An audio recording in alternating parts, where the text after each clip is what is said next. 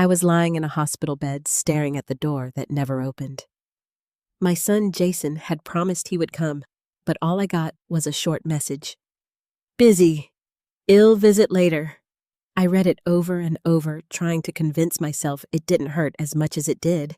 Then the surgeon walked in and suddenly stopped. He looked at me like I wasn't a stranger, like I was someone he had been searching for. His voice trembled slightly. I know you. You once saved my mother, and in that moment, I realized someone remembered me, even if my own son didn't. If this story touches you, even a little, please like and subscribe. It truly helps me share more stories like this. And I'd love to hear from you. Have you ever felt forgotten by someone you loved? Tell me where you're watching from and what time it is for you right now. I used to believe that loneliness came suddenly like a storm you could see building on the horizon. But now, lying in that hospital bed with the steady hum of machines around me, I understood something different. Loneliness doesn't always arrive with noise. Sometimes it settles quietly, one unanswered phone call at a time. My name is Claire Whitaker. I'm 68 years old, and until a few years ago, I never imagined I would spend my days waiting for someone who no longer felt the need to come. I live in a small house just outside of Chicago. It's the same house my husband Richard and I bought more than 40 years ago. Back then, the paint was fresh, the lawn was uneven, and we used to laugh about how we had no idea what we were doing. But we were together. That was enough. Richard passed away 12 years ago. A sudden heart attack. No warning, no time to say goodbye. One moment, he was sitting at the kitchen table asking me what I wanted for dinner, and the next, he was gone. People told me I was strong. They said I handled it well. What they didn't see were the nights I sat in the dark, holding his old sweater, pretending I could still smell him. After Richard died, my world became smaller. It narrowed down to one person, my son Jason. Jason Whitaker was my pride, my purpose, my reason to get out of bed when everything inside me wanted to stay still. When he was little, he used to follow me everywhere. Even when I worked long shifts as a nurse, he would wait up just to see me walk through the door. Mom, you're home, he'd say, his sleepy voice barely above a whisper. And every time I would kneel down, hold his face in my hands, and promise him I wasn't going anywhere. Back then, I believed it was a promise I could keep. But life has a way of changing the meaning of promises. After Richard died, things weren't easy. I worked double shifts at the hospital, sometimes 16 hours at a time, just to make sure Jason had everything he needed. There were nights I came home so exhausted I couldn't even take off my shoes, but I never missed his school events. Not once. I remember sitting in uncomfortable bleachers during his basketball games, cheering louder than anyone else. I remember packing his lunches at 5 in the morning, making sure there was always a note tucked inside. Proud of you. Love you. Mom. He kept those notes for years. At least, I think he did. Jason was a good boy. Kind, thoughtful. The kind of child who held doors open for strangers and said thank you without being reminded. And he loved me. I never doubted that. Even as he grew older through college, through his first job, he would call me almost every day. Just checking in, Mom, he'd say. Those calls became the highlight of my day. Sometimes we talked for hours. Sometimes just a few minutes. But it didn't matter. He remembered me. That was enough. Things started to change slowly. At first I didn't notice it, or maybe I didn't want to. The calls became shorter, then less frequent. Work's been crazy, Mom. I'll call you tomorrow. Tomorrow came and went more times than I could count. Still, I told myself it was normal. He was building his life, finding his place in the world. That's what parents are supposed to want for their children, right? Independence. Happiness. A future. And then he met Emily. I remember the first time he brought her over. She was beautiful, polished in a way I never quite was. Her smile was perfect, her voice soft but measured. She hugged me politely. "Nice to meet you, Mrs. Whitaker." Mrs. Whitaker. It felt strange hearing that from someone who might one day become family. I told myself not to read too much into it. People are different. Upbringings are different. Still, something felt off. During dinner, Jason did most of the talking. Emily listened occasionally, nodding occasionally, glancing at me like she was studying something she hadn't decided she liked yet. When I asked her about her family, she gave short, careful answers. When I told a story about Jason as a child, how he once tried to fix the kitchen sink with a plastic spoon, she smiled, but it didn't quite reach her eyes. After that night, things changed faster. Jason called less. When he did, Emily was often in the background. When I invited them over, they were busy. When I suggested I could visit, there was always a reason to postpone. "It's just a hectic time right now, Mom. I'll let you know when things calm down." Things never seemed to calm down. The last time I went to their house unannounced, something I had done many times before without issue. Emily answered the door. She looked surprised, then uncomfortable. "Oh. Claire, we weren't expecting you. Not Mom, not even Mrs. Whitaker. Just Claire." Jason appeared behind her, his expression shifting quickly when he saw me. "Mom, you should have called first." The words weren't harsh, but they landed like they were. I stood there for a moment, holding the small container of homemade soup I had brought. "I just thought you might like something warm," I said. Jason hesitated. Emily stepped slightly in front of him. "That's kind of you, but we actually just ordered dinner." It wasn't what she said. It was how easily she said it. Like I wasn't part of their world anymore. Jason took the container anyway, thanked me quickly, and told me he'd call later. He didn't. After that, I stopped showing up unannounced. I stopped calling as often. I told myself I was giving him space, but the truth was, I was afraid. Afraid of hearing that tone again. Afraid of realizing that the boy who once waited up for me no longer needed me at all. And now, here I was, in a hospital bed. After falling in my own kitchen, something as simple as ordinary as reaching for a glass. The neighbor, Mrs. Donnelly, had found me, called the ambulance, stayed until they took me away. I remember asking the paramedic if I could use his phone. I called Jason. It rang 4 times before going to voicemail. I didn't leave a message. I tried again later. This time, he answered. "Hey, Mom. I'm in the middle of something. What's up?" I'm at the hospital," I said, trying to keep my voice steady. There was a pause. "Oh, are you okay?" "I fell. They're running some tests." Another pause. Longer this time. "I've got a big meeting today. I'll try to come by later, okay?" "Try." "I understand," I said, and I meant it. At least I told myself I did. Hours passed. Then the message came. "Busy. I'll visit later." I stared at those words until they blurred.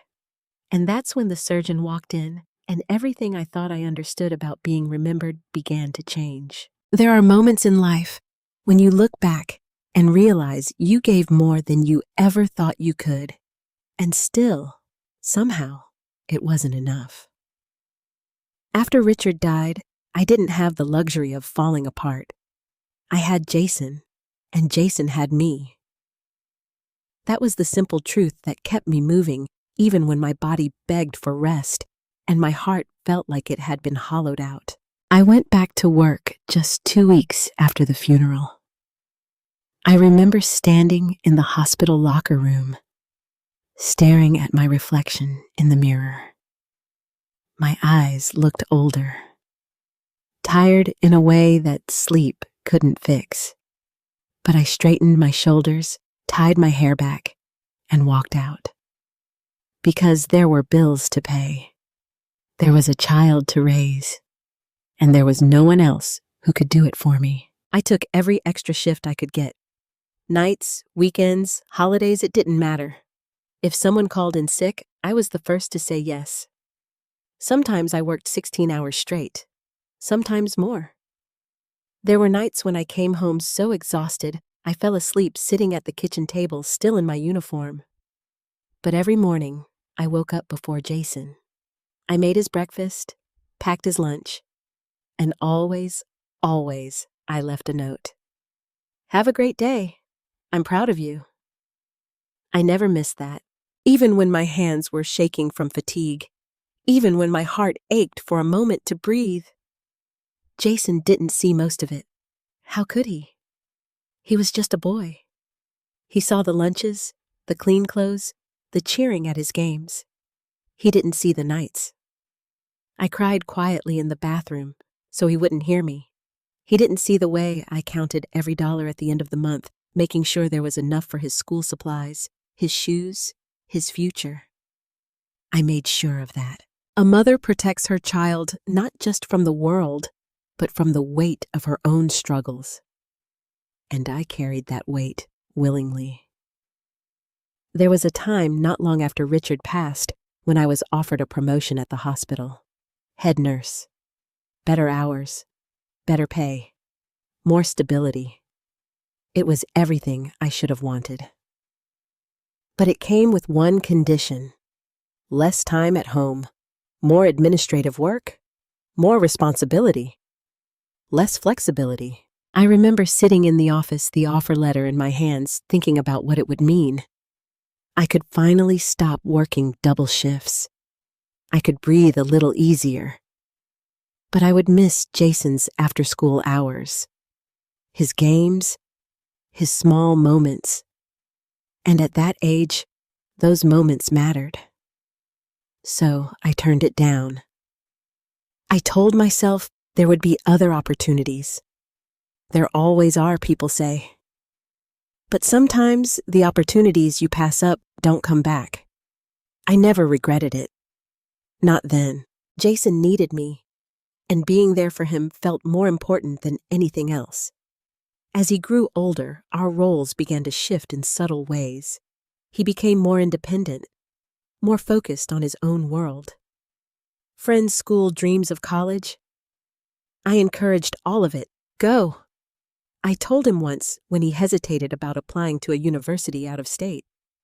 Don't stay here because of me. But what about you, Mom? He asked. I smiled, even though something inside me tightened. I'll be fine, I said. And I meant it, because that's what mothers do. We let go, even when it hurts. The day he left for college, I stood in the driveway long after his car disappeared from view. The house felt different, quieter, too quiet. I walked into his room later that night just to make sure everything was still there. The posters, the books, the small box where he used to keep my lunch notes. I opened it. They were still inside, folded, kept, treasured. I sat on his bed and cried, not because he was gone, but because I realized something. He had needed me so much, and now he didn't.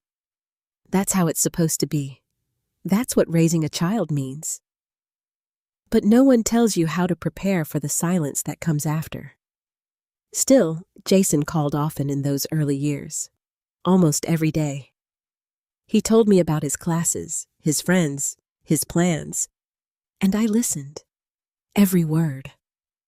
I held on to those conversations like they were threads connecting us across the distance, and for a while, it was enough. But life kept moving forward. He graduated, got a job, moved into his own apartment, and little by little, those threads began to fray. The calls became less frequent, shorter, more distracted.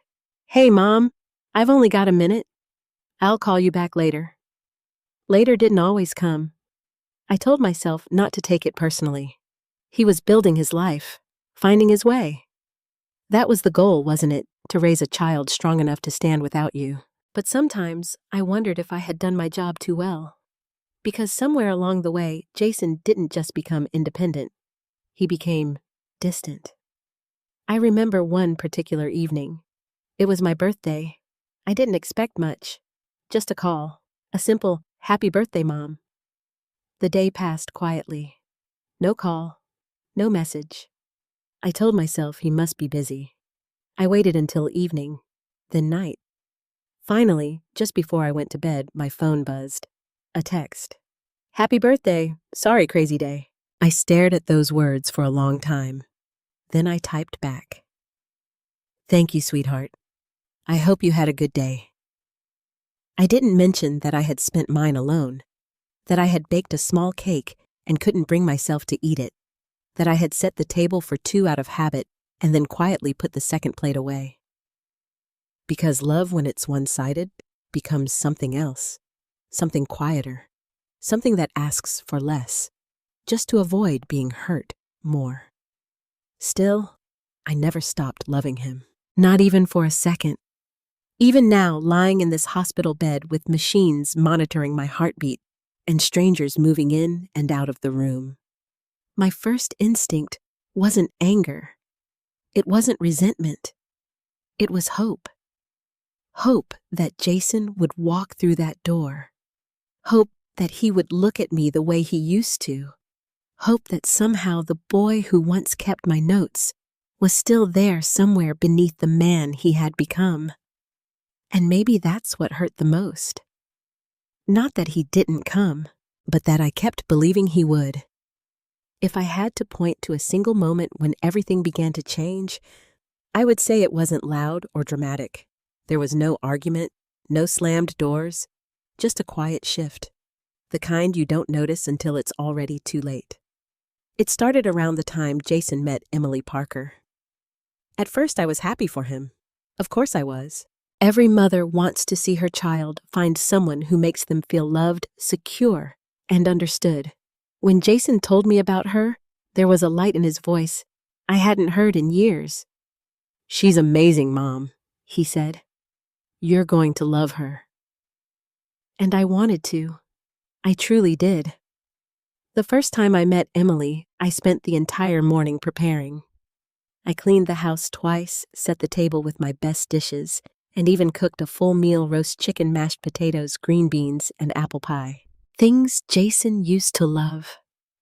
When they arrived, I noticed right away how polished she was. Everything about her seemed controlled. Her posture, her smile, even the way she spoke.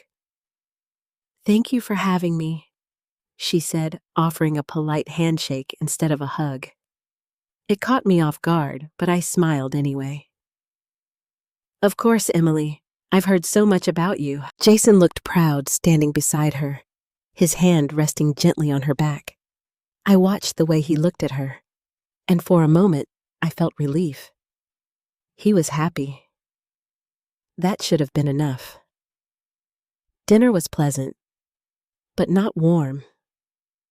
Jason did most of the talking, filling in the spaces when silence crept in. Emily answered questions politely, but always briefly, as if she were careful not to reveal too much. When I shared stories about Jason's childhood, I expected laughter.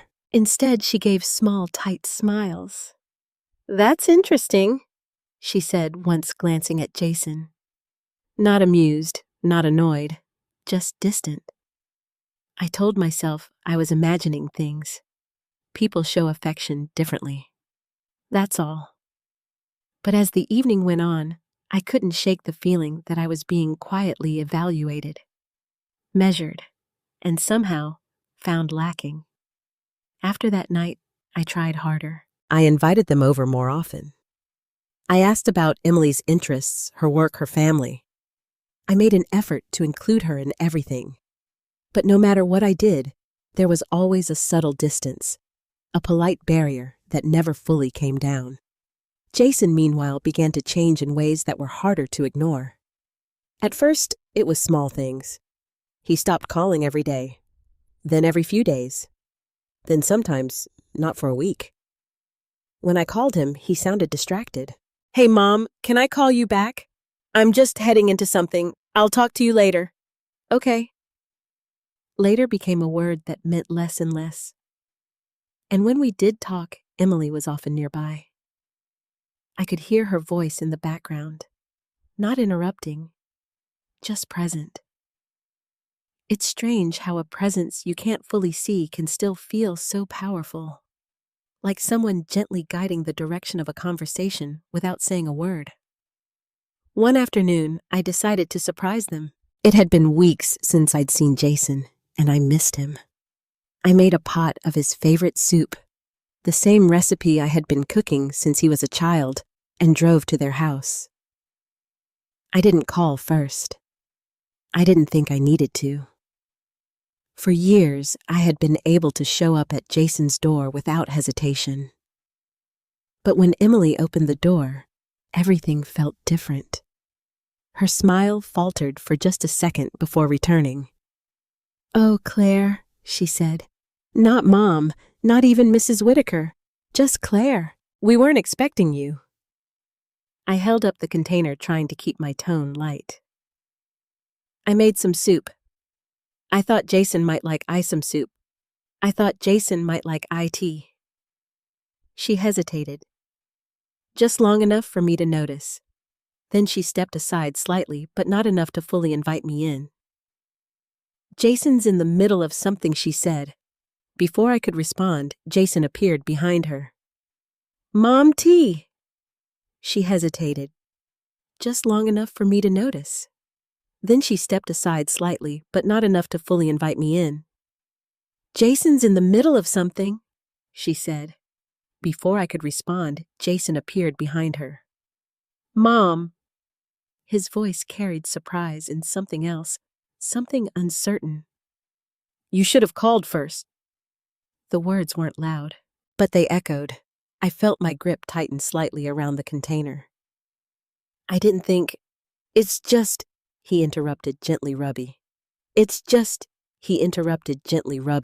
in the back of his neck. "We've been really busy lately." "Busy? The word again." Emily glanced at him, then back at me. "We actually just ordered food," she added. "So you didn't have to go through all that trouble," the back of his neck. "We've been really busy lately." "Busy? The word again." Emily glanced at him, then back at me. "We actually just ordered food," she added. "So you didn't have to go through all that trouble." "Trouble?" I nodded slowly.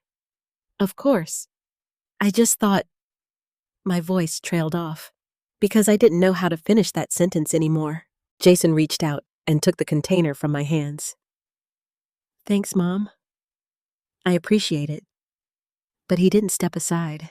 He didn't say, "Come in." He didn't ask me to stay. I stood there for a moment waiting, hoping. Then I realized there was nothing to wait for. "Well," I said quietly, forcing a small smile, "I'll let you get back to your day." "Yeah," Jason replied. "I'll call you later." I nodded. "Okay." I turned and walked back to my car, each step heavier than the last. And for the first time, I felt like a guest in my own son's life. After that, I stopped showing up unannounced. I stopped assuming I was welcome. Instead, I waited. I waited for invitations that rarely came. I waited for calls that became shorter, more infrequent, more distant. And slowly, I began to adjust. That's what people do when they feel unwanted. They shrink. They take up less space. They speak less, ask for less, expect less. Because expecting only leads to disappointment. There was one evening, not long before my accident, when I tried again. I called Jason just to hear his voice. It rang several times before he picked up. "Hey, Mom." His tone was polite. "Careful. I was just thinking about you," I said. "I haven't seen you in a while." "Yeah, it's been busy," he replied. "Always busy. I was wondering maybe you and Emily could come over this weekend. I could make dinner." There was a pause. I held my breath. "I'm not sure," he said finally. "Emily's got plans, and I might have to work." "Of course," I said quickly. "Another time, then?" "Yeah, another time." We both knew what that meant. After we hung up, I sat in my living room staring at the empty chair across from me. There was a time when that chair was never empty. When Jason sat there talking, laughing, sharing his day. Now it felt like a reminder of something I had lost. Not all at once, but piece by piece. And I couldn't help but wonder, when did I stop being part of his life and start becoming someone he had to make time for? There's a quiet kind of pain that doesn't come from being yelled at or rejected outright. It comes from being tolerated. That's what my relationship with Jason began to feel like. Not love, not closeness, just something he managed. After that day at his door, I told myself I needed to adjust my expectations. That maybe I had been holding on too tightly to the past. People change, families change, and maybe this was just the natural order of things. But no matter how much I tried to convince myself of that, there were moments that made it harder to believe. Like the holidays. Thanksgiving used to be my favorite time of year. I would spend days planning the menu, setting the table, making sure everything was perfect. Jason loved Thanksgiving. He used to sit in the kitchen as a boy, sneaking pieces of turkey when he thought I wasn't looking. "Mom, it's quality control," he'd say with a grin, and I would laugh, pretending to scold him. Those memories stayed with me.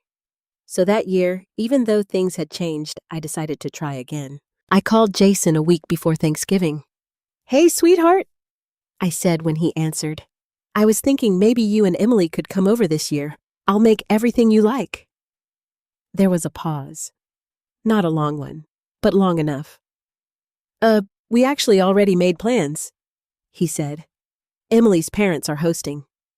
I nodded, even though he couldn't see me. "Of course, that makes sense." "We could maybe stop by later," he added quickly. "Maybe. Later." The same words again. "That would be nice," I said softly. But deep down, I already knew. They wouldn't come. Thanksgiving morning arrived, and I still woke up early, out of habit, out of hope. I told myself I would keep it simple this year, but as I stood in the kitchen, something inside me refused to let go. So I cooked. Not a full meal like before, but enough. A small turkey, some mashed potatoes, a pie, just in case. I set the table for 2, then 3. Then I hesitated and slowly removed the extra plates, leaving just 1. The silence in the house felt heavier than usual that day. I turned on the television just to fill the space, but I didn't really watch it. I kept glancing at my phone, waiting, hoping. Hours passed. No call, no message. By the time evening came, the food had gone cold. I sat at the table staring at the empty chair across from me, and for the first time, I didn't feel just sad. I felt foolish for believing things could go back to the way they were. Foolish for thinking that love alone was enough to keep someone close. That night, my phone finally buzzed. A message from Jason. "Happy Thanksgiving. Hope you had a good day." I stared at the screen, my chest tightening. Then I typed back. "You too, sweetheart. I didn't mention the empty table, or the food I had made, or the hours I had spent waiting, because what would be the point?" After that, something inside me shifted. Not completely, but enough.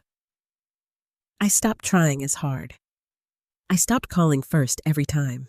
I stopped offering invitations that would likely be declined.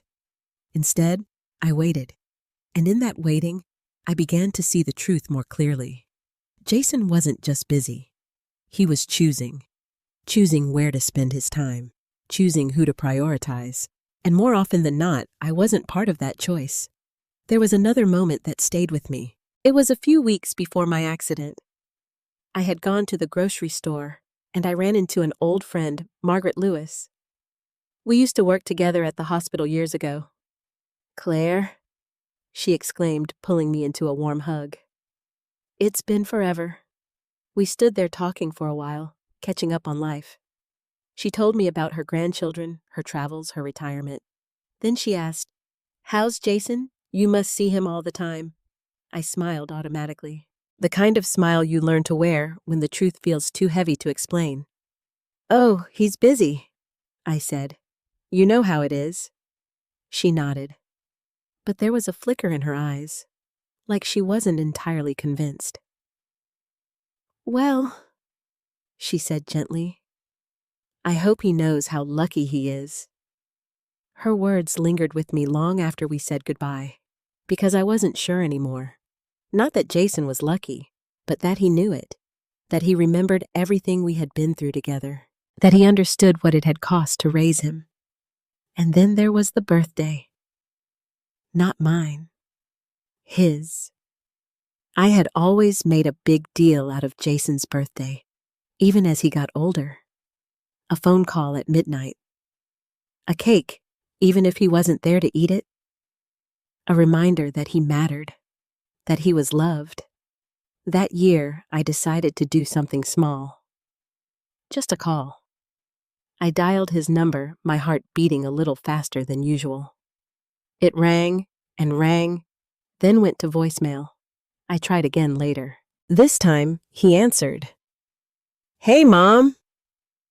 "Happy birthday, sweetheart," I said, forcing warmth into my voice. "Thanks," he replied. "I'm actually out with Emily right now." "I won't keep you," I said quickly. "I just wanted to hear your voice." "Yeah, thanks. I'll talk to you later, okay?" "Okay." The call ended. Just like that. No questions, no conversation, no space. I sat there for a moment, holding the phone in my hand, and I realized something that I hadn't wanted to admit before. I wasn't just losing my place in Jason's life. I had already lost it. I just hadn't been ready to see it.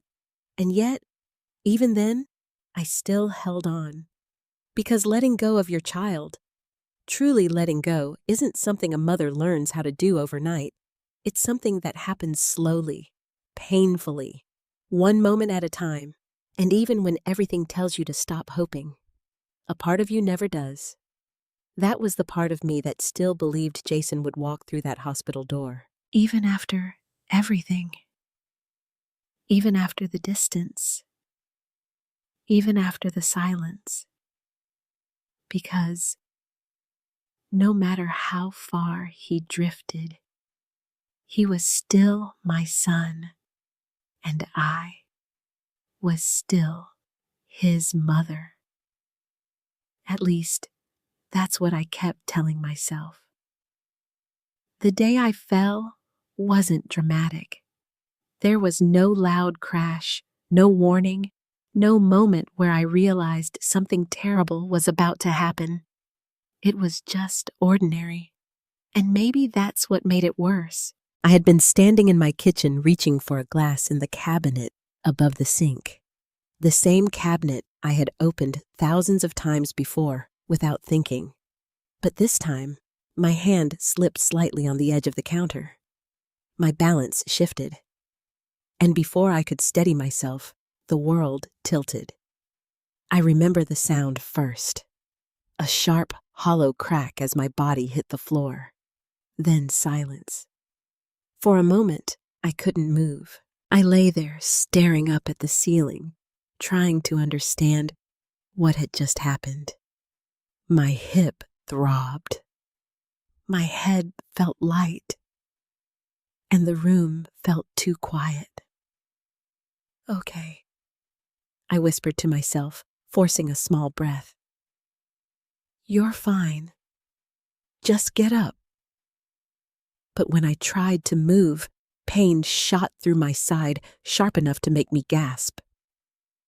I stopped immediately, my heart beginning to race. That's when it hit me. I was alone, completely alone. No one to call out to, no one to hear me if I did. I lay there for what felt like hours, though it was probably only minutes, trying to figure out what to do. My phone was on the kitchen counter, just a few feet away. Too far. I stretched my arm toward it, my fingers brushing the edge of the cabinet instead. Not even close. The frustration came first, then fear. A quiet, creeping fear that settled deep in my chest. What if I couldn't get up? What if no one came? I thought about Jason. Of course I did. My first instinct was always him, but I didn't even have my phone, and even if I did, a small voice inside me whispered something I didn't want to hear. Would he come? I pushed that thought away. Of course he would. He's your son. But doubt has a way of slipping in even when you don't invite it. Eventually, I heard footsteps outside. Voices. My neighbor, Mrs. Donnelly, was walking past my house. Summoning what little strength I had, I called out. Help! My voice came out weaker than I expected. I tried again. Help. Please. There was a pause, then footsteps closer. Claire. Mrs. Donnelly's voice called through the door. Relief washed over me so suddenly it almost made me dizzy. In here, I managed to say. Moments later, the door opened and she rushed inside. Oh my goodness, she gasped when she saw me. What happened? I fell, I said, my voice trembling now that someone was there. It's okay. I'm here, she said quickly, kneeling beside me. Don't try to move. She pulled out her phone and called 911. Her voice was calm, steady, reassuring in a way I hadn't realized I needed. I closed my eyes for a moment, letting the sound of her voice ground me. I wasn't alone anymore, but the thought lingered. If she hadn't come by, if she hadn't heard me, how long would I have stayed there? The ambulance arrived quickly. The paramedics moved with practiced efficiency, asking questions, checking my vitals, carefully lifting me onto a stretcher. As they carried me out of the house, I caught a glimpse of the kitchen floor where I had been lying. For the first time, it didn't feel like my home. It felt fragile, like something I could no longer fully rely on. Inside the ambulance, everything moved quickly. Lights flashed, voices overlapped, and through it all, I felt strangely detached, like I was watching it happen to someone else. Do you have someone we can call? One of the paramedics asked. My heart skipped slightly. Yes, I said. My son. He handed me his phone. My fingers trembled as I dialed Jason's number. It rang. Once, twice, 3 times. Voicemail. I swallowed, trying to steady myself. I'll try again later, I said quietly, handing the phone back. The paramedic nodded, understanding more than I said out loud. At the hospital, everything blurred together. Tests, questions, bright lights, cold rooms. They told me I had a minor fracture. Nothing life-threatening, but enough to keep me there for observation. I nodded, absorbing the information without really feeling it. There was only one thing on my mind. Jason. Once I was settled in my room, I asked the nurse if I could use the phone. She smiled kindly and handed it to me. I dialed again. This time, he answered. Hey, Mom! His voice came through distracted. Relief flooded me so quickly it almost hurt. Jason, I said, my voice softer than I. Jason, I said, my voice softer than I intended. I'm at the hospital. There was a pause. Not immediate concern. Not alarm. Just a pause. "Oh," he said. "Are you okay?" "I fell," I explained. "They're running some tests. I thought you should know." Intended. "I'm at the hospital." There was a pause. Not immediate concern. Not alarm. Just a pause. "Oh," he said. "Are you okay?" "I fell," I explained. "They're running some tests. I thought you should know." Another pause. Longer this time. "I've got a big meeting today," he said finally. "I'll try to come by later, okay? Try." The word settled heavily in my chest, but I forced a small smile, even though he couldn't see it. "I understand," I said. "Work is important." "Yeah," he replied. "He'll text you." "Okay." The word settled heavily in my chest, but I forced a small smile, even though he couldn't see it. "I understand," I said. "Work is important."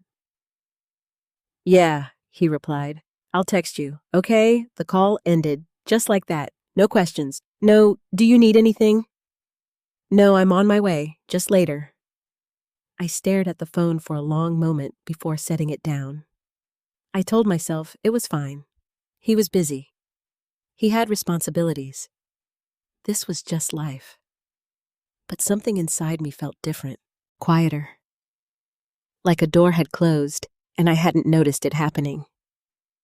Hours passed. Nurses came and went.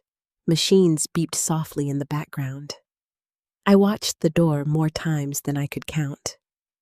Every time footsteps approached, my heart lifted slightly. And every time they passed, it sank again. Evening came. Then night. And finally, my phone buzzed. I reached for it quickly, my breath catching. A message from Jason. "Busy. I'll visit later." I read it once. Then again.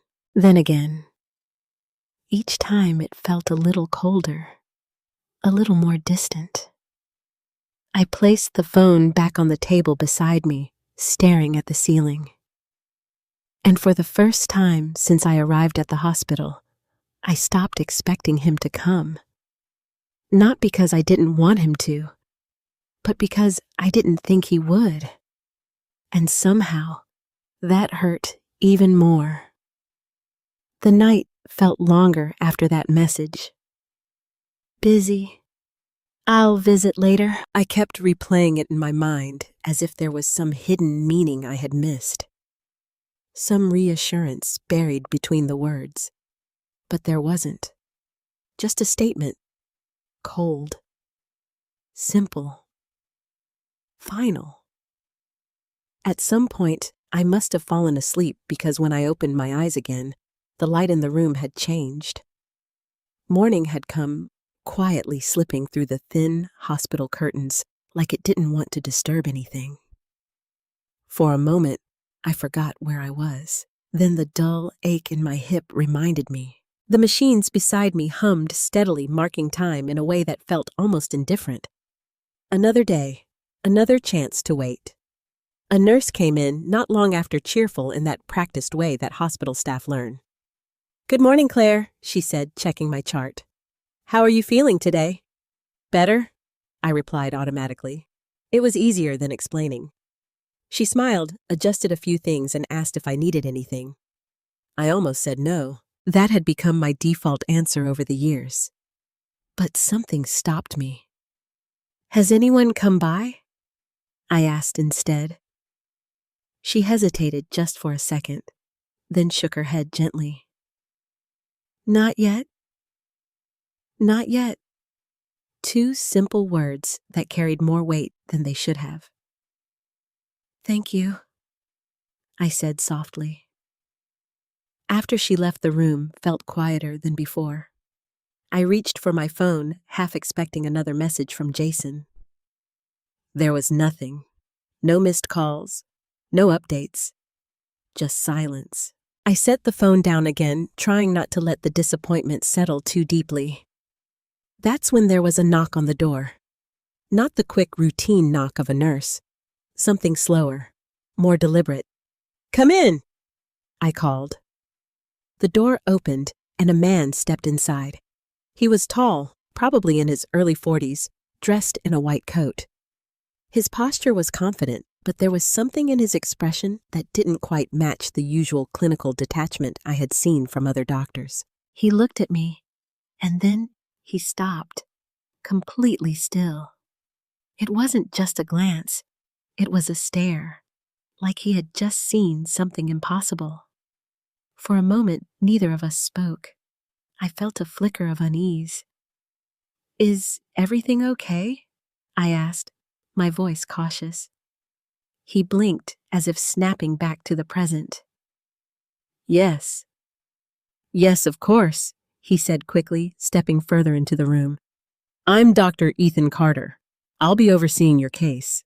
His tone was professional, but his eyes were still searching. He glanced down at the chart in his hands, then back at me. "Claire Whitaker," he read softly. There was something about the way he said my name, like it meant more than just a patient identification. "Yes," I replied. He nodded slowly, then pulled a chair closer to the bed. "I understand you had a fall yesterday," he said.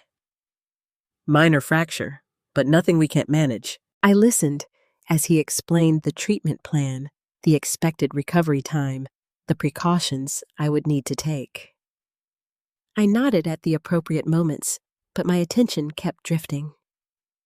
Because something felt off. Not wrong, just different. When he finished, there was a brief silence, and then he looked at me again. Really looked at me. "Can I ask you something?" he said. "Of course." His fingers tightened slightly around the edge of the chart. "Were you a nurse?" The question caught me off guard. "Yes," I said slowly. "I was. For how long? Over 30 years. He nodded almost to himself. "Chicago General?" he asked. My heart skipped. "Yes," I said more firmly this time, "for most of my career." He leaned back slightly, his expression shifting. There it was again. That look. Recognition. "But from where I thought so," he murmured. A small chill ran through me. Sorry," I said, frowning slightly. "Have we met before?" He didn't answer right away. Instead, he studied my face like he was trying to piece together a memory that had been buried for a long time. "I'm not sure," he said finally. "But I think you might have known my mother." His words hung in the air between us. "Your mother." I searched my memory, quickly running through faces, names, years of patients and colleagues. There had been so many, too many. "I'm sorry," I said gently. "I met a lot of people over the years." "I know," he replied. "It's just there was a night, a long time ago." His voice softened, losing its clinical edge. "My mother was in a terrible accident. She wasn't supposed to make it." I felt something stir inside me. A faint echo of a memory I couldn't quite reach. "There was a nurse," he continued, "who stayed with her long after her shift ended, who refused to give up on her when everyone else thought it was too late."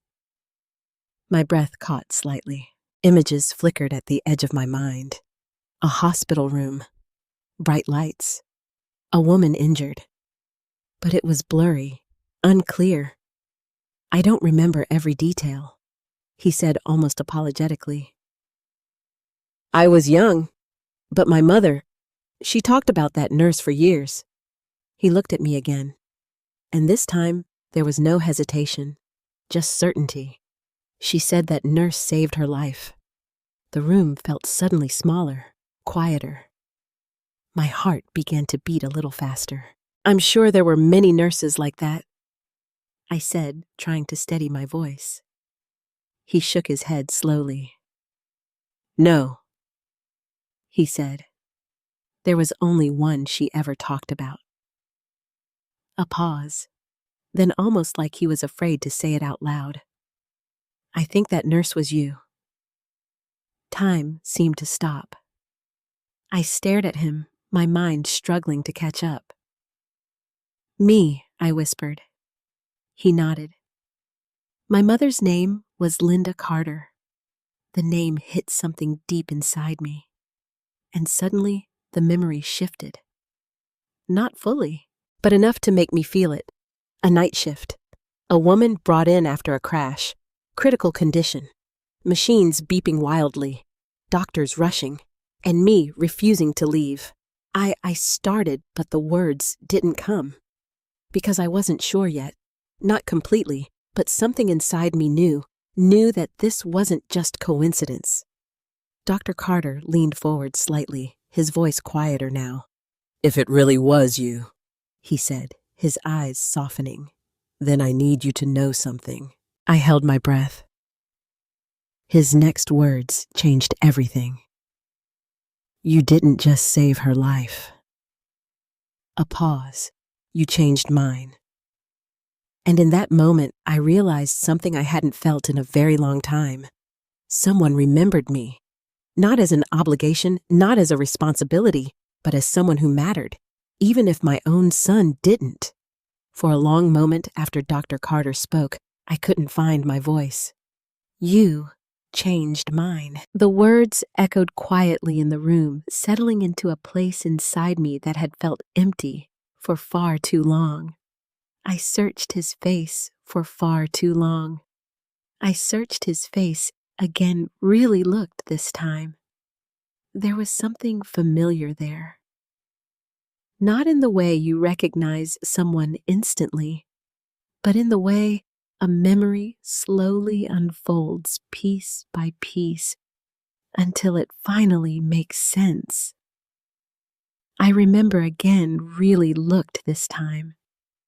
There was something familiar there, not in the way you recognize someone instantly, but in the way a memory slowly unfolds piece by piece until it finally makes sense. I remember fragments.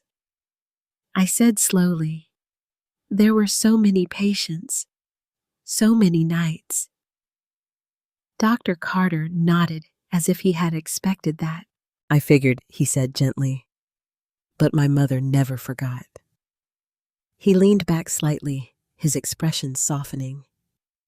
She used to tell the story every year on the anniversary of her accident. He continued. She'd say there was this nurse who refused to leave her side, even when her shift ended, even when the doctors told her there was nothing more to do. A faint image began to form in my mind. A woman on a hospital bed. Machines beeping erratically. Doctors speaking in low, serious tones. And me standing there refusing to walk away. I stayed. I whispered more to myself than to him. He nodded again. You did. The memory came rushing back then, not all at once, but enough to make my chest tighten. It had been a stormy night. I remember that clearly. The kind of night where the rain hit the windows so hard it sounded like it was trying to get in. Linda Carter had been brought in after a car accident. Severe injuries, internal bleeding.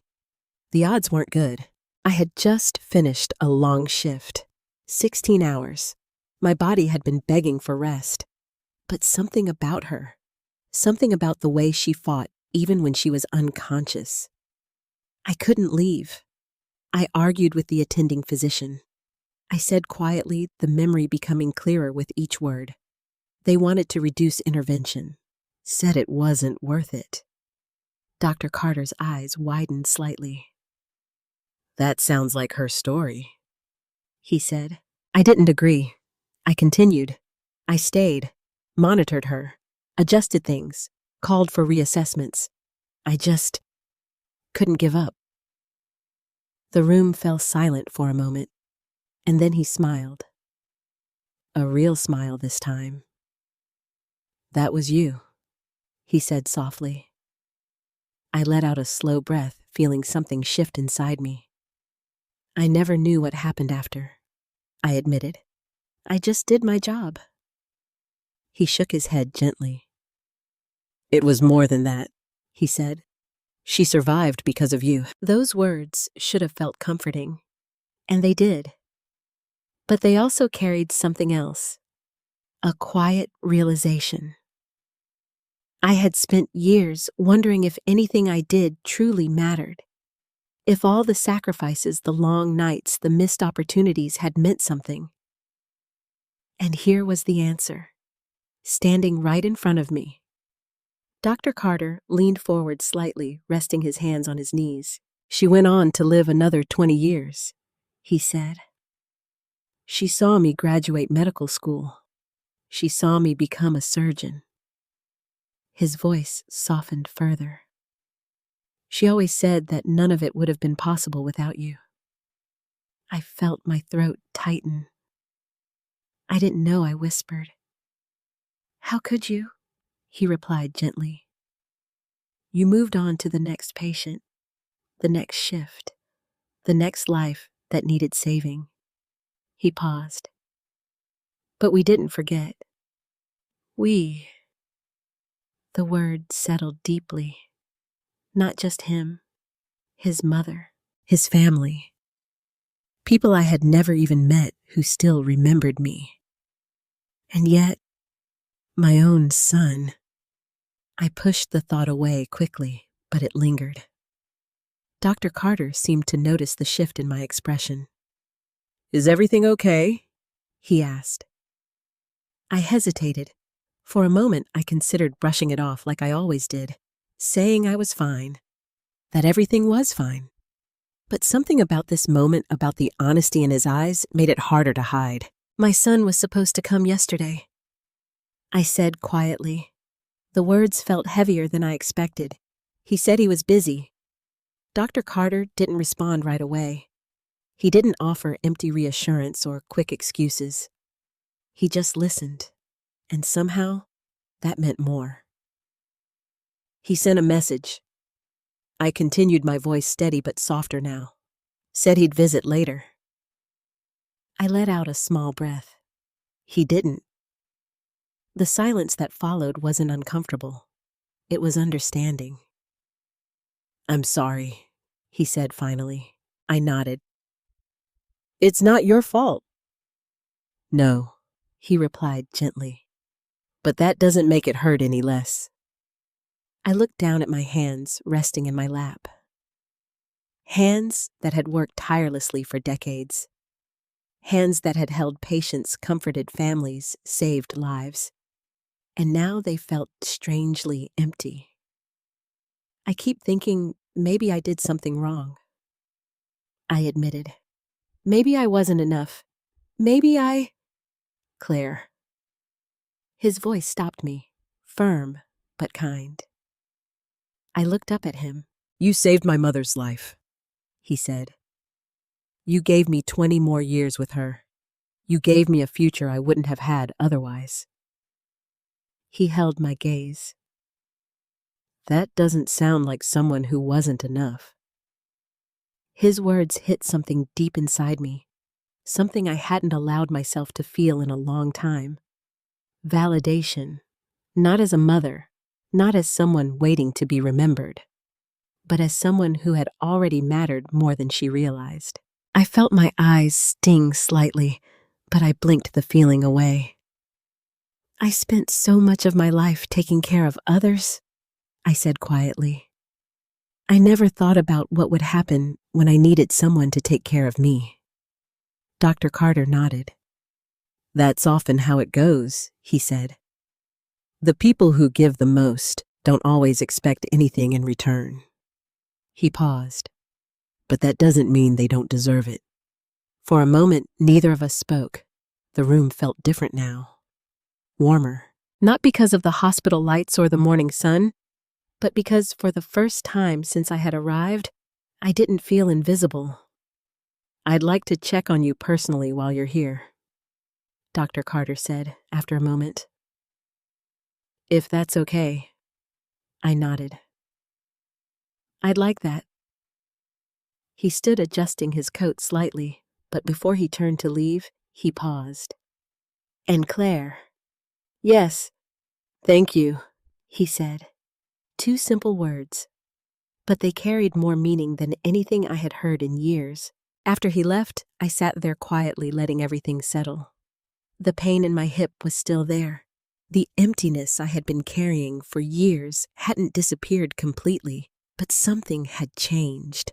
A small shift, a reminder that even when the people you love forget you, the impact you've had on the world doesn't. And maybe, just maybe, that was enough to begin again.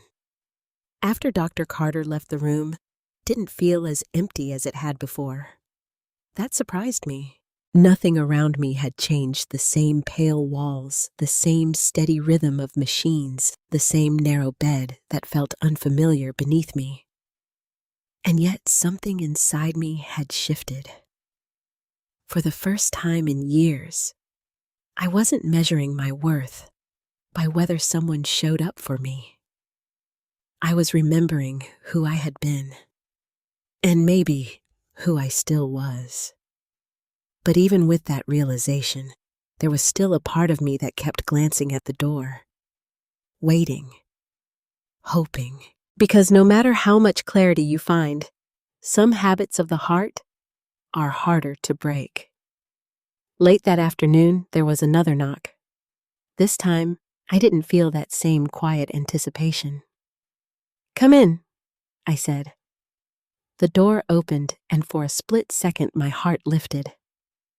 But it wasn't Jason. It was a woman in her late 60s, her posture slightly bent, but her eyes warm and alert. She stepped inside slowly, holding a small bouquet of flowers. Behind her, Dr. Carter followed. "Claire," he said gently, "there's someone I'd like you to meet."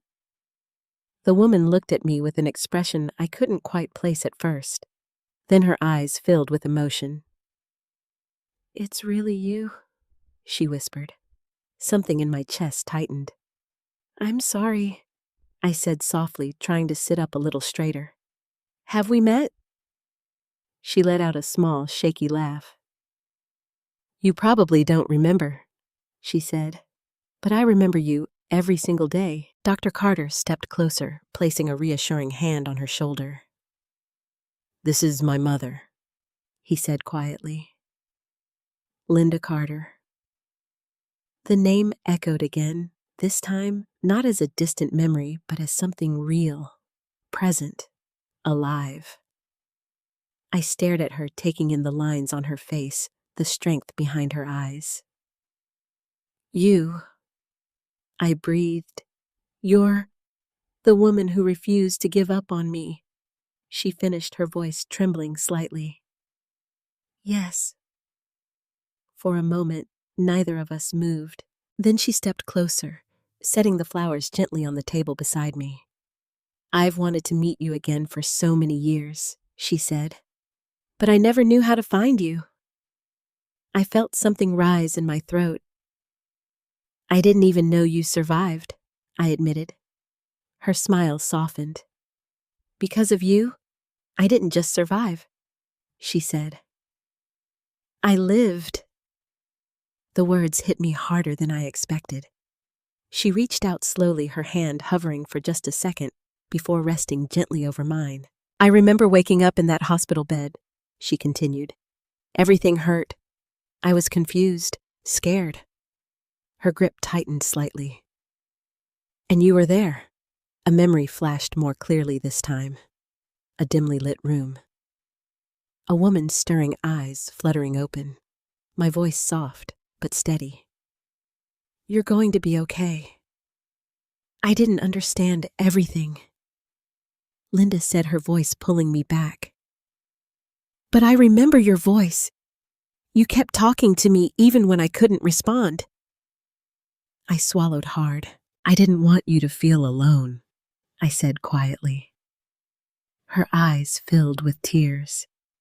And I didn't, she replied. The room fell silent for a moment, but it wasn't empty. It was full of something I hadn't felt in a long time. Connection, gratitude, recognition. Doctor. Carter stepped back slightly, giving us space. My son told me you were here, Linda continued. I insisted on coming. I'm glad you did, I said, my voice barely above a whisper. She smiled, wiping at her eyes gently. Do you know what you gave me? She asked. I shook my head slowly. Time, she said simply. Time to watch my son grow. Time to see him become the man he is today.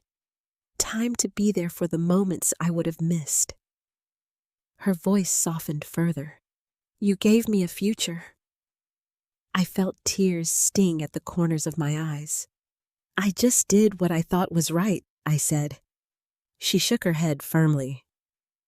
No, she said. You did more than that. She leaned in slightly. You chose to stay when you could have walked away. Those words lingered. Because she was right. I had chosen. Not because it was required. Not because anyone told me to. But because something inside me wouldn't let me leave. And now I was seeing the result of that choice. Standing right in front of me. Alive. Grateful. Present. Linda glanced around the room briefly, then back at me. Where's your family? She asked gently. The question was simple, but it landed heavily. I hesitated. They're busy, I said carefully. Her expression softened in a way that told me she understood more than I had said. I see, she replied quietly. There was no judgment in her voice, just compassion. And somehow that made it harder to hold everything in. My son was supposed to come. I admitted my gaze dropping to our hands. But he had work. Linda's thumb moved slightly over my hand, a small, comforting gesture. I'm sorry, she said. I nodded. I keep telling myself it's okay. That he has his own life, and that doesn't make it hurt less. She finished gently. I looked up at her, surprised. She smiled faintly. I'm a mother too, she said. I know. A quiet understanding passed between us. One that didn't need more words. Dr. Carter stepped forward again, breaking the silence softly. Mom wanted to bring you something, he said. Linda reached into her bag and pulled out a small, worn envelope. She held it carefully like it was something precious. I wrote this years ago, she said. I never knew where to send it. She handed it to me. My hands trembled slightly as I took it. The paper felt fragile, like it had been carried through time. I thought maybe one day I'd find you, she continued. And if I did, I wanted you to know what you meant to me. I looked down at the envelope, my heart beating a little faster. For years, I had been waiting for something from Jason. A call, a visit, a sign that I still mattered. And now here I was holding proof that I had mattered all along, just not in the way I expected. Thank you, I said softly. Linda smiled. No, she replied. Thank you. As I sat there surrounded by people who remembered me, who valued me, who saw me, I realized something I hadn't fully understood before. Love doesn't always come from the place you expect. And sometimes, the people you think have forgotten you are not the ones who define your worth. For the first time in a long time, I wasn't waiting anymore. I didn't open the letter right away. I held it in my hands for a long time after Linda and Dr. Carter left, tracing the worn edges with my fingers. as if the years it had traveled were somehow stored within the paper itself. It felt important, not just because of what it might say, but because of what it already meant. Someone had written this for me, thought about me, remembered me, for years. And somehow, that alone made it hard to open. Because once I did, it would become real. Eventually, I took a slow breath and slid my finger beneath the flap. The paper inside was slightly yellowed with time, but the handwriting was neat and careful. Dear Claire, I read the first line and my vision blurred almost immediately. There was something about seeing my name written like that by someone who wasn't asking anything from me that made my chest tighten. I blinked and continued. You may not remember me, but I will never forget you. I let out a small, shaky breath. Of course she would start that way, because she understood. She understood what it meant to be one of many, and yet still make a difference. You stayed when no one else did. You spoke to me when I couldn't answer. You believed I was still there, even when the doctors weren't sure. My fingers tightened slightly around the paper. That night, it wasn't just a memory anymore. It was something that had lived on. Because of you, I got to wake up again. I got to hold my son. I got to live the life I thought I had lost. A tear slipped down my cheek before I could stop it. I wiped it away quickly, but more followed. I never knew your last name. I never knew where you went. But I carried you with me in every moment I almost didn't have. The room felt impossibly quiet, like the world had paused just to let me feel every word. If I ever find you again, I want to say one thing. Thank you for choosing me. Not as a patient, not as a case, but as a person worth saving. I had to stop reading. My hands were trembling too much. For years I had questioned everything, every sacrifice, every missed opportunity, every moment I had put someone else first. And here in my hands was the answer I had been searching for. Not from Jason, not from my own family, but from someone whose life had crossed mine for just a single night. I took a deep breath and finished the letter. You gave me time, and time gave me everything else. With all my gratitude, Linda Carter.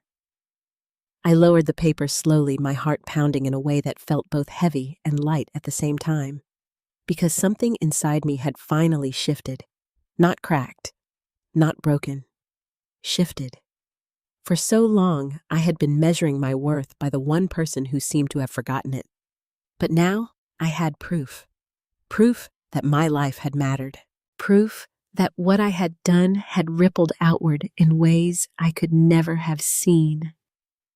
I folded the letter carefully and placed it back in the envelope, holding it close to my chest for a moment before setting it on the table beside me. And that's when my phone buzzed.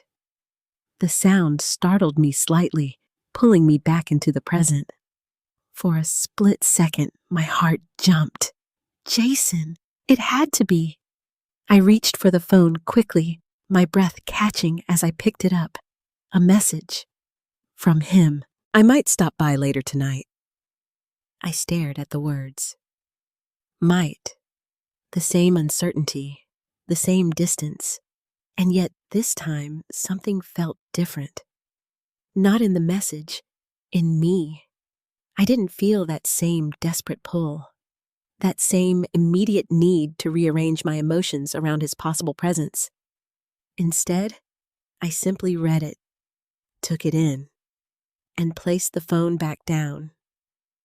Not because I didn't care, but because I no longer needed it to define how I felt. That realization surprised me more than anything else. For years, I had been waiting for him to show up, waiting for him to remember, waiting for him to make me feel like I still mattered. But now, I already knew that I did, and that changed everything. Later that evening, there was another knock on the door. This time, my heart didn't race. It didn't leap. It simply acknowledged. "Come in," I said calmly. The door opened, and there he was. Jason. He stood in the doorway for a moment like he wasn't entirely sure whether he belonged there. He looked older than I remembered, not in years, in distance. "Hey, Mom," he said. His voice was careful, measured. I studied his face, searching for something familiar. The boy who used to sit at my kitchen table, the boy who kept my notes. I could still see him, but he was farther away now. "Hi, Jason," I replied softly. He stepped inside, glancing around the room like he was taking everything in for the first time. "I came as soon as I could," he said. The words sounded right, but something about them felt. He stepped inside, glancing around the room like he was taking everything in for the first time. "I came as soon as I could," he said. The words sounded right, but something about them felt rehearsed. "I understand," I said, and for the first time, I truly meant it. He pulled a chair closer to the bed and sat down, leaning forward slightly.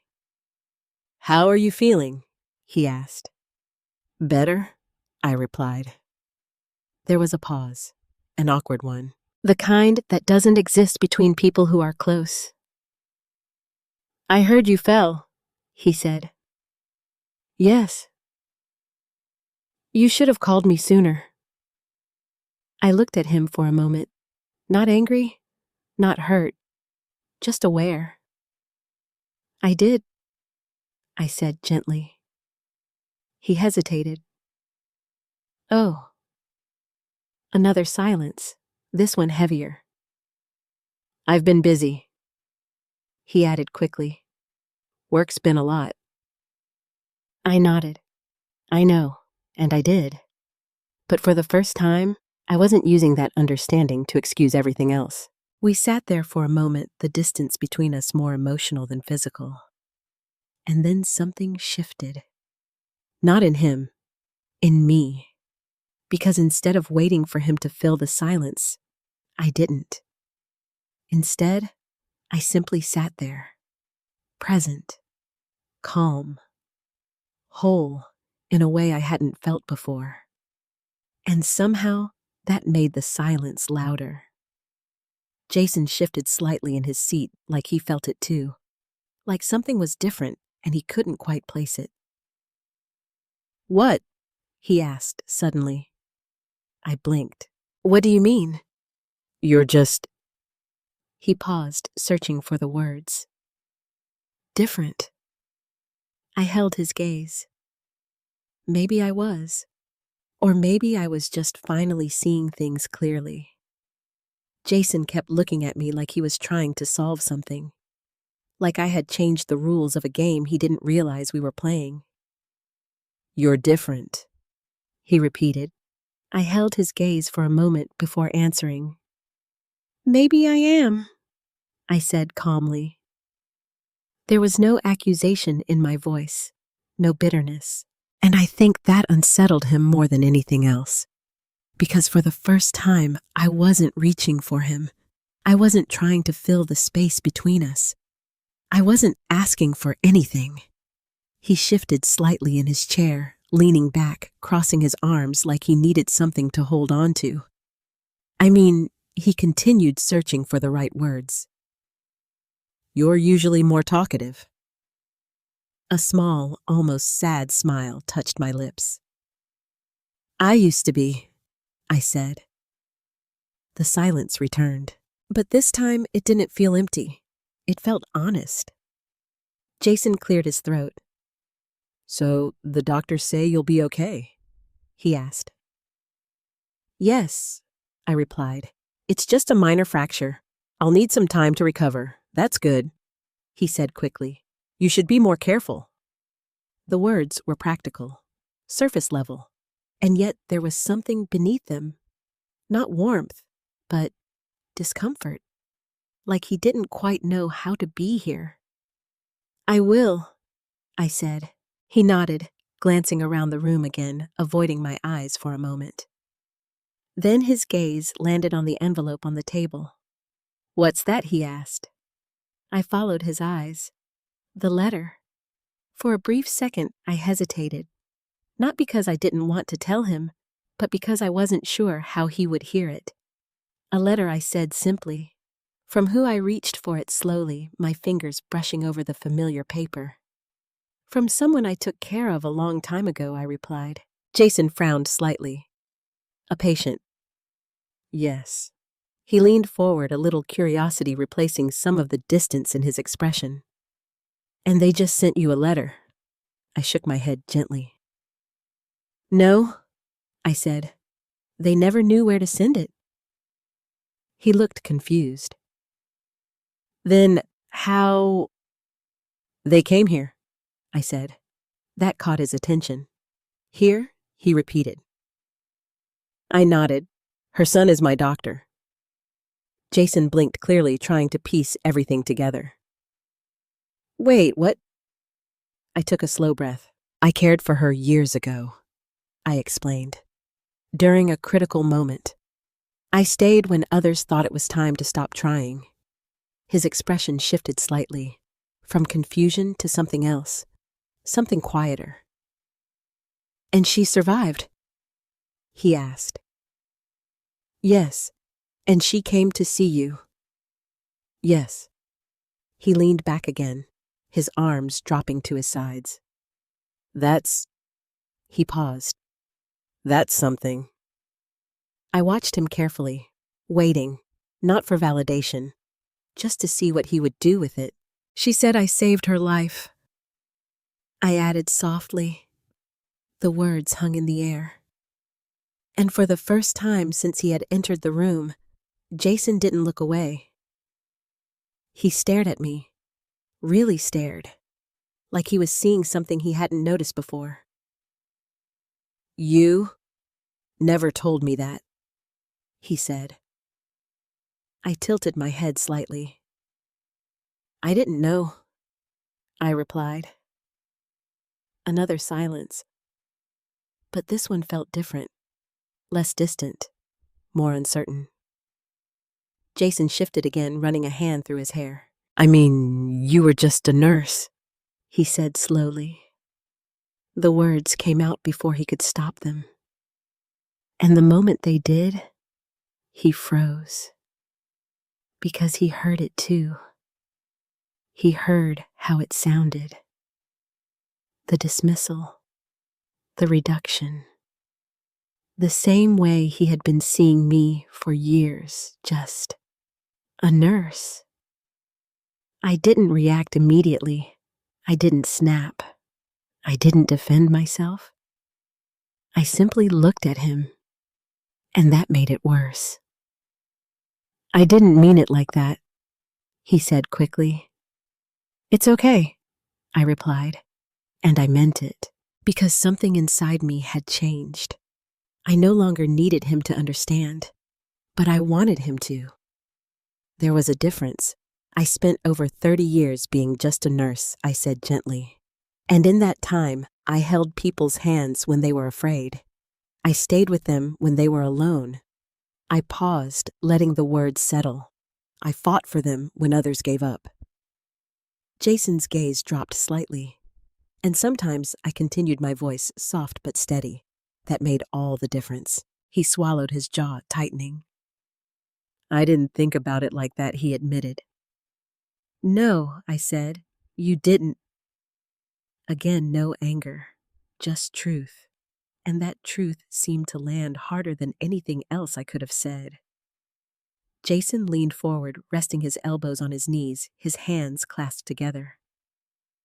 "I've been busy," he said again, but this time it sounded different. Less like an excuse, more like a confession. "I know," I replied, "but that's not all it is," he added quickly, almost surprising himself.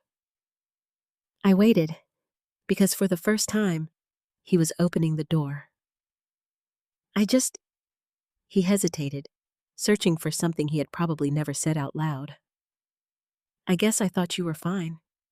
The words were simple, but they carried years of distance. I thought you didn't need anything, he continued. You always handled everything. You were always strong. I felt something shift in my chest. Not pain. Understanding. I said. He looked up at me. But that doesn't mean I didn't need you, I added. That landed. I saw it in his eyes. The realization. The quiet, uncomfortable truth. He leaned back again, exhaling slowly. I didn't think. He started, then stopped, because there was no easy way to finish that sentence. I know I said gently, and somehow that made it worse for him, because I wasn't fighting him. I wasn't blaming him. I was seeing him, and that forced him to see himself. The room fell silent again. But this time, it wasn't empty. It was full of things that had never been said before. Jason looked at the letter again. Can I read it? He asked quietly. I hesitated for just a second, then I handed it to him. He took it carefully, unfolding the paper, his eyes scanning the words. As he read, his expression changed, slowly, subtly, but undeniably. The tension in his shoulders eased. His brow furrowed slightly, and then something softer appeared. When he finished, he didn't speak right away. He just stared at the letter for a moment longer before folding it back up. I didn't know, he said finally. I nodded. I know. He looked at me again, really looked. And this time, there was something different in his eyes. Not distance, not obligation, something closer to recognition. You saved her life, he said quietly. Yes, and she remembered you all these years. Yes. He swallowed. He paused, his voice catching slightly. I don't think I ever told you, thank you. The words were small, but they carried weight, years of unspoken things. I felt my chest tighten slightly. You didn't have to, I said, but for the first time, it felt like maybe he wanted to. Jason's fingers lingered on the folded letter long after he finished reading it. He didn't hand it back right away. Instead, he stared down at it like it was something fragile, something he wasn't sure he deserved to be holding. I didn't know you were like this, he said quietly. I tilted my head slightly. Like what? He hesitated. Important, he admitted. The word landed in the space between us, heavier than anything he had said before. For a moment, I didn't respond. Not because I didn't have something to say, but because I wanted him to sit with it, to really feel what he had just admitted. I was always like this, I said gently. His eyes lifted to meet mine. I just don't think you were looking. That truth settled into him slowly. I could see it, the way his expression tightened just slightly, the way his shoulders dropped like something inside him had finally stopped resisting. I guess I didn't, he said. There was no defense in his voice now, no quick explanation, just honesty. And that was new. Jason leaned back in his chair, exhaling deeply like he was finally letting something go. I always thought he began, then paused, searching for the right words. I thought your life was simple. I almost smiled. Simple, I repeated. He nodded. You worked. You came home. You didn't really talk about things like this. He gestured slightly to the letter. Big things. I let his words settle before responding. Not everything that matters feels big in the moment, I said. He frowned, slightly thinking. "That night, with your patient," he said. "Did you know it would matter this much?" I shook my head. "No," I answered honestly. "I just knew she needed someone." He sat with that, and I could see the shift happening again, piece by piece. Like a puzzle, he was finally starting to understand. "I've spent so much time chasing things that feel important," he said slowly. "Work, money, deadlines." He looked up at me. "And I think I missed this." I didn't rush to comfort him, didn't interrupt, because this wasn't something I could fix for him. It was something he had to see for himself. "I thought being successful meant being busy," he continued, "that if I was working hard enough, everything else would just fall into place." His voice softened. But it didn't. There it was. The crack. Not dramatic, not loud, but real. I nodded gently. "Sometimes the things that matter most don't ask for much," I said. "Just presence." He swallowed, looking down at his hands. "I wasn't there," he said. The words were simple, but they carried weight, more than any excuse he had given before. "No," I replied softly. "You weren't." Again, no anger, no blame, just truth. And that truth seemed to hit him harder than anything else. Jason rubbed his hands together, his breathing uneven for a moment. I kept thinking there would be time, he admitted. Time to visit, time to call, time to fix things later. I watched him carefully. "Later doesn't always come," I said quietly. He nodded, his eyes distant now. "I see that now." Another silence. But this one felt necessary. Like something was being rebuilt slowly, carefully. Jason glanced around the room again, but this time it wasn't avoidance. It was awareness. "You were here all night," he said. "Alone." "Yes." "And you called me." "I did." "And I didn't come." I didn't answer. I didn't need to. He already knew. "I'm sorry," he said finally. The words were quiet, not rushed, not defensive, just real. I studied his face for a moment, looking for the boy I used to know.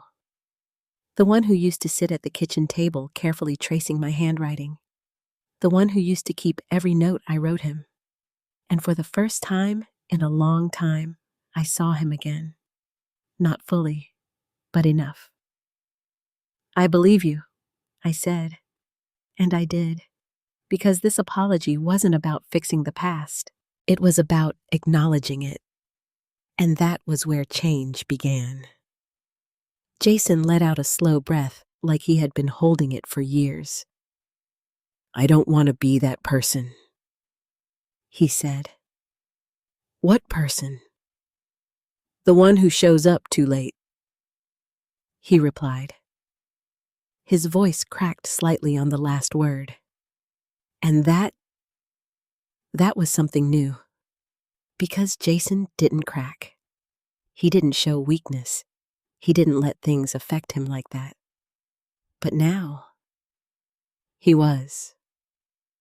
I reached out slowly, placing my hand over his. For a moment he froze. Then he didn't pull away. "You're here now?" I said gently. He nodded. "I am. And that matters." He looked up at me, something unspoken in his eyes.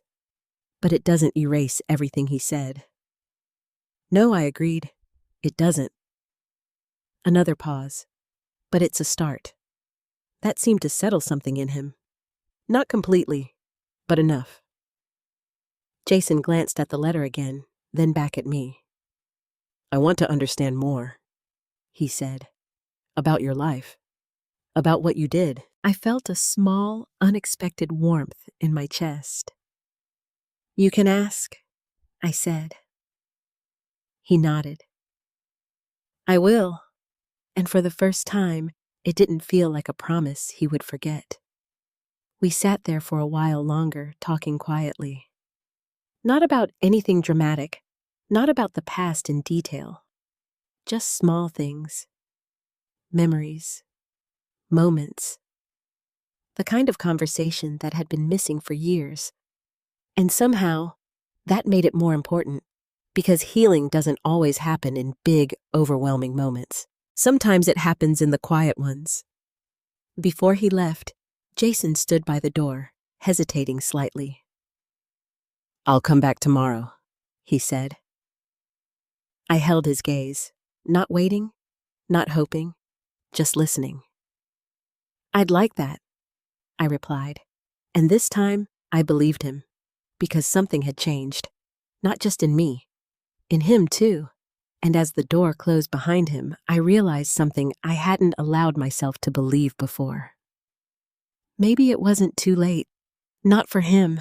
Not for us. The next morning, I woke up before the nurse came in. Not because of pain. Not because of the unfamiliar bed. But because something inside me felt unsettled. Not in a bad way. In a way that comes when something important is about to happen. I lay there for a moment, staring at the ceiling, thinking about everything that had unfolded the day before. The letter, Linda, Jason, the conversation we had, the kind we hadn't had in years. And for the first time in a long time, I wasn't afraid of what would come next. There was a quiet sense of readiness. A soft knock at the door pulled me from my thoughts. Come in, I said. The door opened, and just like he promised, Jason walked in. Not hesitant this time, not uncertain. He stepped inside like he meant to be there. Morning, Mom, he said. Good morning, I replied. There was something different in his voice, something grounded. He pulled the chair closer again, but this time he didn't sit immediately. Instead, he stood there for a moment, looking at me. Really looking, like he was seeing me for the first time. I've been thinking, he said. I nodded slightly. I figured you might. He let out a small breath, then finally sat down. I didn't sleep much, he admitted. Me neither. A faint, almost shared understanding passed between us. Not comfortable, but honest. I kept replaying everything he continued. What you said, what I said. He glanced at the letter on the table, and that letter.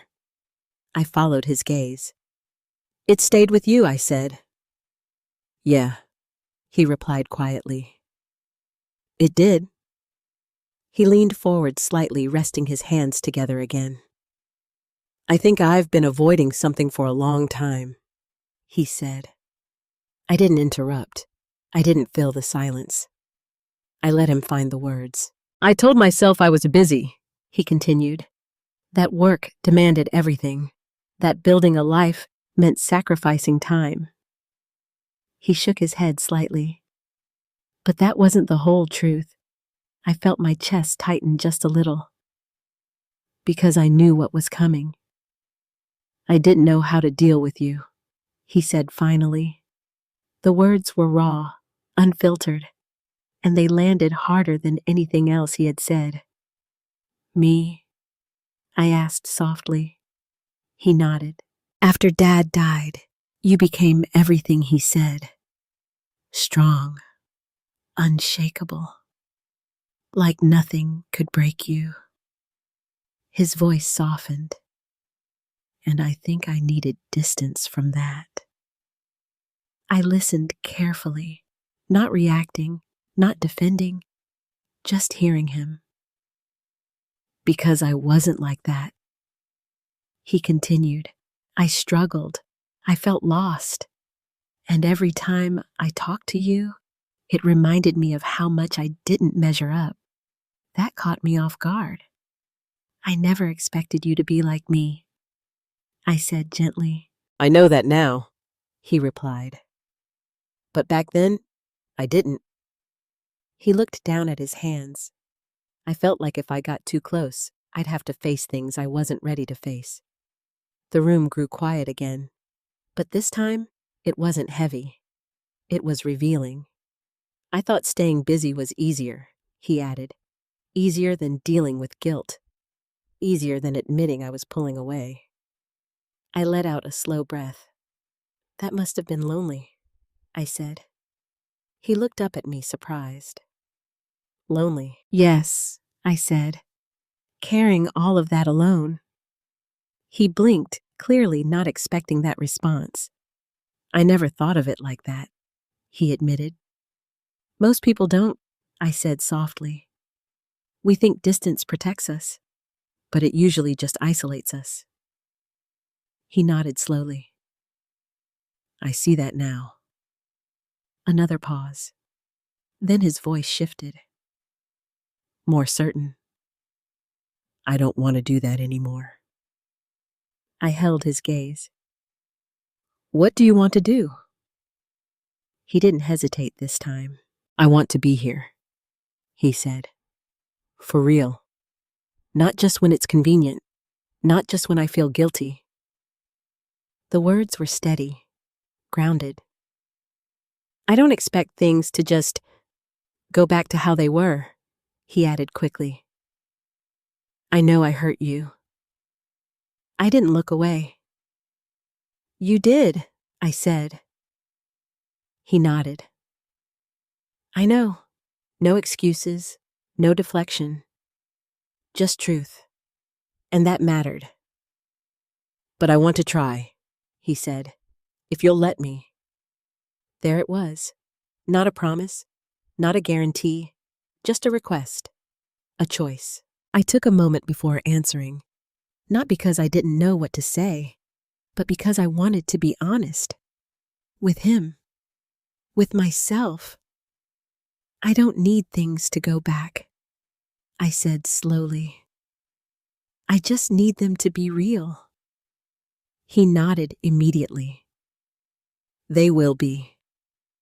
I studied him for a moment, and I saw it. Not perfection, not certainty, but effort. And sometimes that's where healing begins. I can do that, I said.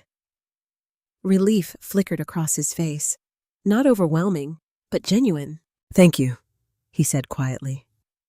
We sat there for a while after that, not saying much.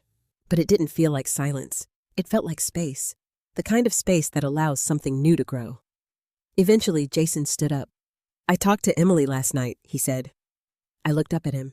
And she didn't realize how bad things had gotten, he said. I think I didn't let her see it. That made sense. Will she come? I asked. He nodded. She wants to. There was a pause. She wants to apologize. I didn't respond right away. Not because I was holding on to anger, but because I wanted to be sure. Not for her, for me. Well, see, I said gently. He nodded. That's fair. Before he left, he hesitated again at the door. But this time, it felt different, less uncertain, more intentional. He'll be back later, he said. I met his eyes. I know. And this time, I didn't just hope it was true. I trusted it, because something had changed. Not perfectly, not completely, but enough. Enough to believe that maybe this wasn't the end of something. Maybe it was the beginning of something better. That afternoon, the room felt different again. Not in the quiet, reflective way it had the day before, but in a way that carried anticipation. Jason had said Emily would come, and for the first time in a long time, I found myself unsure of how I felt about that. Not angry, not even resentful, just cautious. Because healing one relationship was one thing.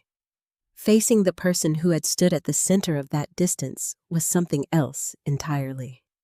A soft knock came at the door. Jason stepped in first, and behind him, Emily. She looked different from the last time I had seen her. Not in appearance, but in presence. Less composed, less controlled. Her usual confidence seemed softened. "Hi," she said quietly. "Not Claire, not anything distant, just a simple greeting." "Hello, Emily," I replied. There was a brief pause, like she wasn't sure how to move forward. Jason glanced at her, then stepped slightly aside, giving her space, and that, more than anything, told me something had changed. Emily took a small step forward. She started, then stopped, clearly searching for the right words. I didn't help her. Not out of coldness, but because this moment needed to be hers. "I'm sorry," she said finally. The words were soft, but steady. "I didn't realize how I was making you feel." I watched her carefully, not looking for perfection, just sincerity. "I thought I was protecting our space," she continued. "Our boundaries." She let out a small breath. "But I think I ended up pushing you out instead." That was closer to the truth. I appreciated that. "I didn't mean to hurt you," she added. I nodded slowly. "I believe you," I said, and I did, because harm doesn't always come from intention. Sometimes it comes from what we fail to see. Emily's shoulders seemed to relax slightly, like she had been holding that apology in for a long time. "I should have made more of an effort," she said. "You're Jason's mother. You're part of his life." I held her gaze. "I was," I said gently. The correction wasn't harsh, but it was necessary, because something had been lost, and acknowledging that mattered. Emily nodded, accepting it. "You still are," she said more firmly this time. There was a quiet conviction in her voice. Not defensive, not performative, just clear. Jason stepped closer, then his present stead stepped closer, then his present stead why, but not overpowering. "We both should have done better," he said. I looked between them, and for the first time, I didn't feel like an outsider standing at the edge of their life. I felt included, not fully, not yet. Beauty, but not overpowering. "We both should have done better," he said. I looked between them, and for the first time, I didn't feel like an outsider standing at the edge of their life. I felt included, not fully, not yet, but invited. Emily moved a little closer to the bed. "Is there anything you need?" she asked. The question was simple, but it carried something new. Consideration. "I'm okay," I said, "but thank you." She nodded, then hesitated. "I'd like to visit more," she said, "if that's all right with you." I took a moment before answering, not to make her uncomfortable, but because I wanted to be honest. "We can try," I said. Her expression softened. "That's fair." The room settled into a quieter rhythm after that. Not tense, not awkward, just unfamiliar, like learning a new way to be together. Jason pulled a chair closer, and Emily sat beside him. Not in front of me, not between us, but beside him. That detail didn't go unnoticed. They asked about my recovery, the doctors, the timeline for going home. Simple things. But they stayed. They didn't rush. They didn't check their phones every few minutes. They were present. And that mattered more than anything they could have said. At one point, Jason glanced at the letter again. "Can we keep that safe when you go home?" he asked. I smiled faintly. "I think he'll keep it close," I said. He nodded. "Good." Emily looked at me, then curiosity flickering in her eyes. "I'd like to hear more about your work someday," she said. "If you're willing to share." I studied her for a moment, Not long ago, that kind of interest would have felt forced, but now it felt genuine. "I'd like that," I replied, and I meant it, because something important had shifted, not just in how they saw me, but in how I saw myself. I wasn't waiting to be accepted anymore. I was choosing to engage, on my terms, in my time. Later that evening, after they left, I sat quietly letting everything settle. The room was quiet again, but not empty, not lonely, just still. I reached for the letter once more, holding it gently in my hands. Linda's words, Jason's apology, Emily's sincerity. They all wove together into something I hadn't expected. Not a perfect ending, but a beginning, a real one. I thought back to the moment I had been lying on my kitchen floor, unable to move, calling out for help. How small I had felt, how alone. And now I wasn't that woman anymore. Not because everything had been fixed, but because I had remembered something important. I had value, not because someone chose to see it, but because it had always been there. And maybe that was the most important part of all, because when you stop waiting for others to define your worth, you start living differently, stronger, clearer, freer. The next morning, Dr. Carter came in again, his usual calm presence filling the room. "How are we feeling today?" he asked. "Better," I replied, and this time, it wasn't just about my body. He smiled, glancing at my chart. "Good. If everything continues like this, we can start planning for discharge soon." I nodded. "Home," I said softly. The word felt different now. Not just a place, but something I was ready to return to. Because this time, I wouldn't be waiting in it. I would be living in it. And that made all the difference.